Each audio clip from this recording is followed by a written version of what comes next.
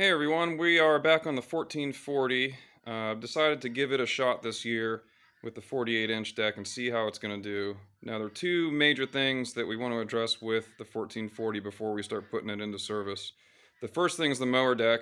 Second thing is going to be the steering. It's got some slop in the steering that I want to fix.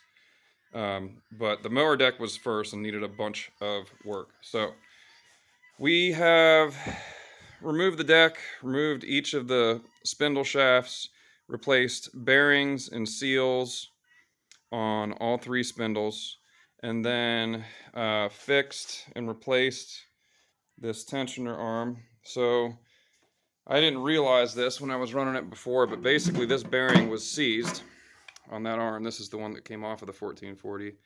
And the pivot was moving a little bit, and I got it to free up, but the bearings were still seized in the pulley. So I happened to have another deck that I was going to rebuild for the 1882 project, actually, or maybe it was the 2182, I can't remember.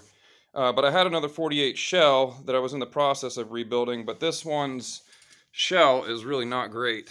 It was the only one I had at the time, but you can see the shell on this dude is way worse than the shell on the other one. So I used this one for parts. And it came with that new tensioner assembly. So we got one of those on there. It was missing some hardware and stuff from a previous installation. So now it's actually properly installed on here.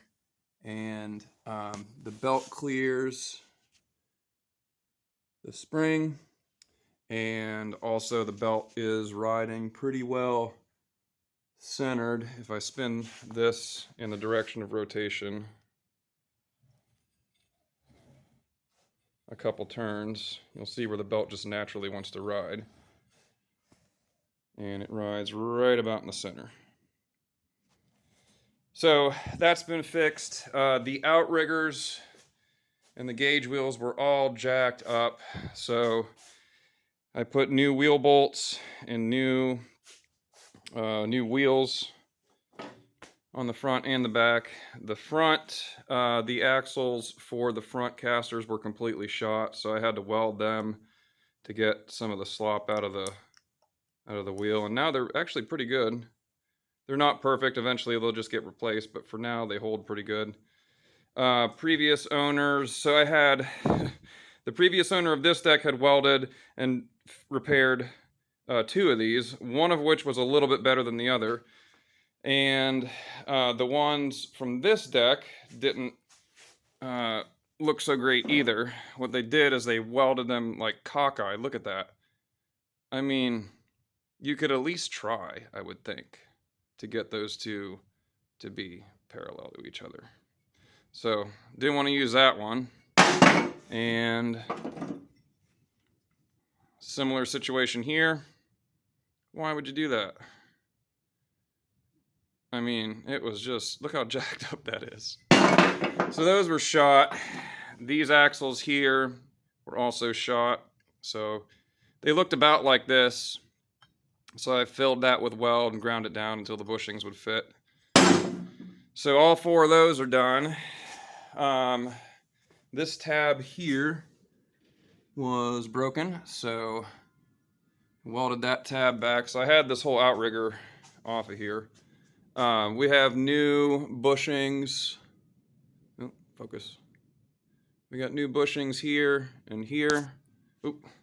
So now we've got basically very little to no slop in there. Now, I'm not going to use this in like the ground engaging mode where the deck wheels actually take all of the force. They're just gauge wheels, so that's another reason I'm not really concerned with them being, perfect. But that's kind of one of the reasons that these things fail, is because they're underbuilt for carrying the weight of the deck. These decks cut really, really well.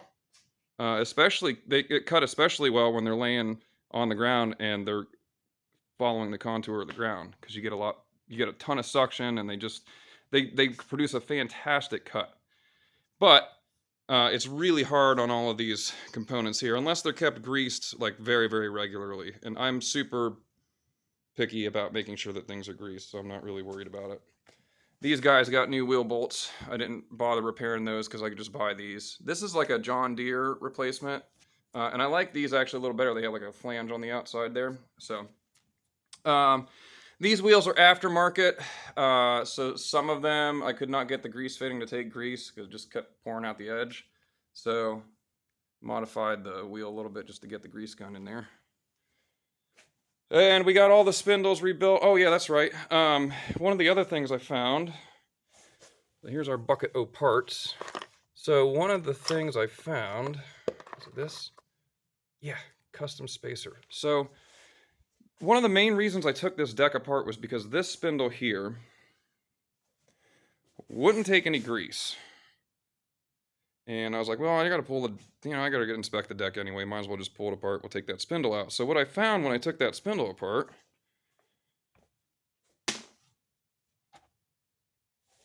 was this. So on the right, you'll see the factory, sorry about the shaky camera. On the right, you'll see the factory spacer. And this is what they had in place. So it's quite a bit shorter. And what was happening, so that spacer kind of sets the preload. The spacer there sets the preload for the bearings. So when this was installed, you can see how much shorter that is. That drastically increased. So come on, focus. That drastically increased the preload on the bearings, and the bearings were super, super tight. So anyway, replace that with a factory spacer, and now everything's nice and smooth. So a bunch of welding and grinding and fitting and test fitting. When they welded this guy back, they actually welded it too high. So this spacer, or this sleeve is actually not properly welded to this. It's a little bit too far, I think. Let me think. Yeah, this is too far that way. So I had to do a little modification here to get it to come all the way up to the top pin location. So technically, I think this gauge wheel will sit a little bit higher than that one over there. But they're just gauge wheels, so it's not a big deal. And in fact, I mean, this is a 30-some-year-old deck, so who's to say that the whole deck's even, parallel all the way across, front to back and side to side. Final thing we did was went in with a needle scaler and just got all the really loose material out of there. Now what you're seeing here is it being covered in fluid film. Nice thick stuff, great for rust prevention, and I like to let it sit on the material for a while and really get a chance to soak in.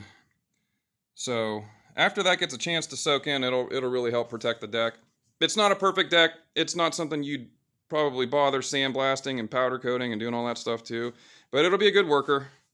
And yeah, I just wanted to show you guys what's going on with it. Deck work is kind of painful. It's a lot of greasy, dirty work, but it pays off in the end. This thing's going to be a nice, quiet deck. It won't be pretty, but it'll be a good runner. So yeah, I'm going to go ahead and throw it on the tractor, and then we'll see how it does. Thanks for watching, everybody.